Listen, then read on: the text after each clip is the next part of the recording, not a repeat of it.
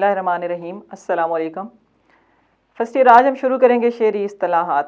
جیسا کہ میں نے آپ لوگوں کو پیپر پیٹرن میں بتایا تھا کہ یہ 10 نمبر کا سوال ہوتا ہے اور اس میں قافیہ، ردیف، مطلع، مقطع، تشبیہ، استعارہ اور تلمیح، یہ 7 اصطلاحات ہیں جن میں سے کہ 10 نمبر کے MCQs آتے ہیں۔ تو آج ہم شروع کریں گے قافیہ سے۔ قافیہ کے لفظی معنی ہوتے ہیں پیچھے آنے والا یا پے در پے آنے والا۔ قافیہ کی تعریف کیا ہوتی ہے کہ غزل کے پہلے شعر کے دونوں مصروں میں اور پھر ہر شعر کے دوسرے مصرے میں آنے والے ہم آواز الفاظ قافیہ کہلاتے ہیں۔ غزل کے پہلے شعر کے دونوں مصروں میں اور پھر ہر شعر کے دوسرے مصرے میں آنے والے ہم آواز الفاظ قافیہ کہلاتے ہیں۔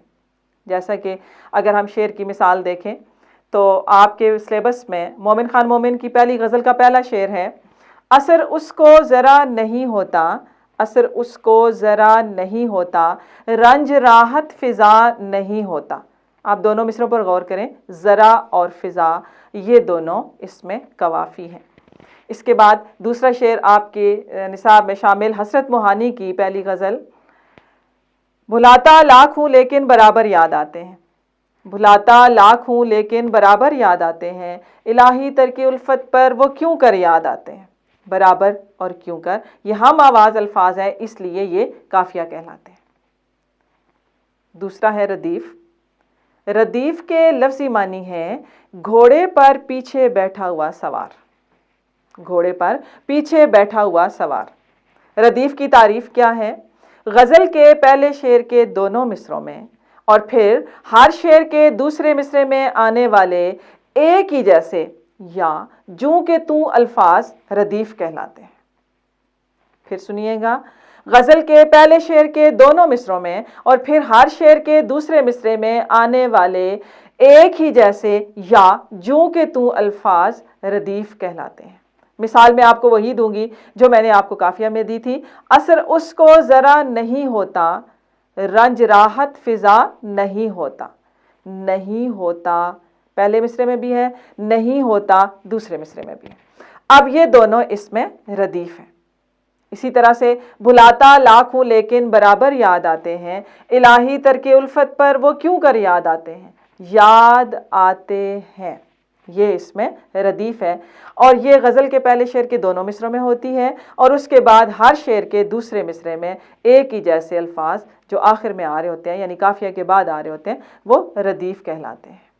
ردیف لفظ مؤنث سے یاد رکھیے گا۔ اور اس کے علاوہ ایک اور بات جو انتہائی یاد رکھنے کے لائق ہے وہ یہ ہے کہ ردیف کم سے کم ایک اور زیادہ سے زیادہ کئی الفاظ پر مشتمل ہو سکتی ہے۔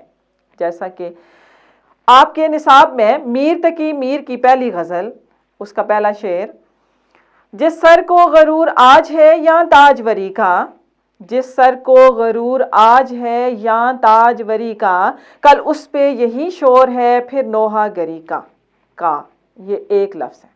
اس کے بعد دوسرا شعر جیسا کہ ابھی ہم نے پڑھا کہ اثر اس کو ذرا نہیں ہوتا، رنج راحت فضا نہیں ہوتا، نہیں ہوتا یہ 2 لفظ ہیں اور یہ 2 الفاظ ردیف کہلائیں گے۔ اس کے بعد آپ تیسرا جیسا کہ ہم نے اس میں شعر پڑھا، بھلاتا لاکھ ہوں لیکن برابر یاد آتے ہیں، الہی ترک الفت پر وہ کیوں کر یاد آتے ہیں، یاد آتے ہیں، یہ 3 الفاظ ہو گئے۔ تو اس سے یہ ثابت ہوا کہ ردیف کم سے کم ایک اور زیادہ سے زیادہ کئی الفاظ پر مشتمل ہو سکتی ہے۔ اس کے بعد ہم چلیں گے مطلع کی طرف۔ غزل کا پہلا شعر جس کے دونوں مصرے ہم قافیہ ہوں مطلع کہلاتا ہے۔ مطلع یاد رکھیے گا عربی زبان کا لفظ ہے اور اس کے معنی ہوتے ہیں طلوع ہونے کی جگہ۔ غزل کا پہلا شعر جس کے دونوں مصرے ہم قافیہ ہوں مطلع کہلاتا ہے۔ مطلع کے لیے 2 باتیں ضروری ہوتی ہیں کہ شعر غزل کا پہلا شعر ہو اور دوسری بات کہ اس کے دونوں مصرے ہم قافیہ ہوں۔ اگر کوئی شعر غزل کا پہلا شعر ہے لیکن اس کے دونوں مصرے ہم قافیہ نہیں ہیں تو وہ صرف غزل کا پہلا شعر ہے، وہ مطلع نہیں ہے۔ اور اگر کوئی شعر غزل کا شعر ہے اور دوسرا ہے، تیسرا ہے، پانچواں ہے، وہ پہلا نہیں ہے، اس کے دونوں مصرے ہم قافیہ ہوں، تب بھی وہ صرف غزل کا شعر کہلائے گا، وہ مطلع نہیں کہلائے گا۔ تو مطلع کے لیے 2 باتیں ضروری ہیں کہ شعر غزل کا پہلا شعر ہو اور اس کے دونوں مصرے ہم قافیہ ہوں۔ ہاں اگر غزل کا شعر دوسرا ہو اور اس کے دونوں مصرے ہم کافیہ ہوں تو اس کو مطلع ثانی کہیں گے، اور اگر شعر غزل کا تیسرا شعر ہو اور اس کے دونوں مصرے ہم کافیہ ہوں تو اس کو مطلع ثالث کہیں گے۔ اگر تیسرے کے بعد کوئی شعر ہو اور اس کے دونوں مصرے ہم کافیہ ہوں تو وہ حسن مطلع کہلائے گا۔ تو مطلع آپ کو واضح ہوا کہ غزل کا پہلا شعر جس کے دونوں مصرے ہم کافیہ ہوں وہ مطلع ہوتا ہے۔ اور اس کے بعد مقطع، مقطع عربی زبان کا لفظ ہے اور اس کا مطلب ہے قطع کرنا، یعنی کاٹ دینا، ختم کر دینا۔ جس طرح سے کہ مطلع طلوع ہونے کی جگہ یعنی ابتدا، اسی طرح سے مقطع یعنی اختتام۔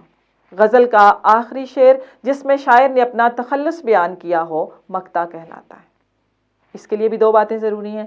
اگر شعر غزل کا آخری شعر ہے اور شاعر نے اس میں تخلص استعمال نہیں کیا تو وہ صرف آخری شعر ہے، وہ مقطع نہیں کہلائے گا۔ تو دو باتیں کون سی ہوئیں کہ شعر کا آخری شعر ہونا ضروری ہے، اور دوسری بات کہ اس میں شاعر نے اپنا تخلص ضرور استعمال کیا ہو۔ اور اگر کوئی شعر درمیان میں آ جاتا ہے غزل کے اور اس میں تخلص موجود ہے، یعنی وہ شعر غزل کا آخری شعر نہیں ہے تو وہ صرف غزل کا شعر ہے، وہ مقطع نہیں کہلائے گا۔ اس کی مثال جیسا کہ کیوں سنے عرض مضطرب مومن، کیوں سنے عرض مضطرب مومن، صنم آخر خدا نہیں ہوتا۔ اب اس میں مومن لفظ تخلص ہے، یعنی کہ یہ شعر مقطع کی مثال ہے۔ اسی طرح جیسے حسرت کی پہلی غزل کا ہم نے پہلا شعر پڑھا، آخری شعر مقطع کے طور پر میں آپ کے سامنے مثال کے لیے پیش کرتی ہوں کہ حقیقت کھل گئی حسرت تیرے ترک محبت کی، حقیقت کھل گئی حسرت تیرے ترک محبت کی، تجھے تو اب وہ پہلے سے بھی بڑھ کر یاد آتے ہیں۔ تو اب اس میں جو حسرت ہے وہ شاعر کا تخلص ہے، سو یہ شعر ہمارے مقطع کی بہترین مثال ہے۔ اب آپ کے سامنے میں نے قافیہ، ردیف، مطلع، مقطع، میں نے چاروں چیزیں آپ کے سامنے واضح کر دیں۔